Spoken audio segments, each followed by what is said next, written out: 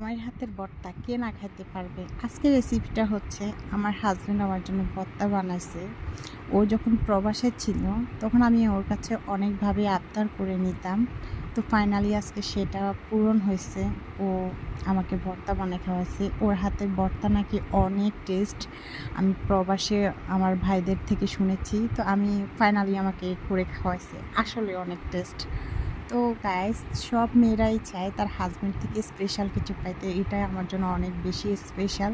তো পুরো রেসিপিটা দেখার জন্য নিশ্চয়ই আপনাদেরকে পুরো ভিডিওটা দেখতে হবে। আর ও এই ভর্তাটা যখন বানাচ্ছে খুব যত্ন সহকারে বানাচ্ছে।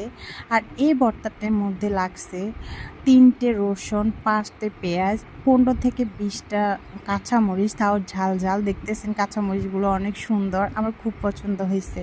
ও সব এগুলো নিজে কিনে নিয়ে আসছে।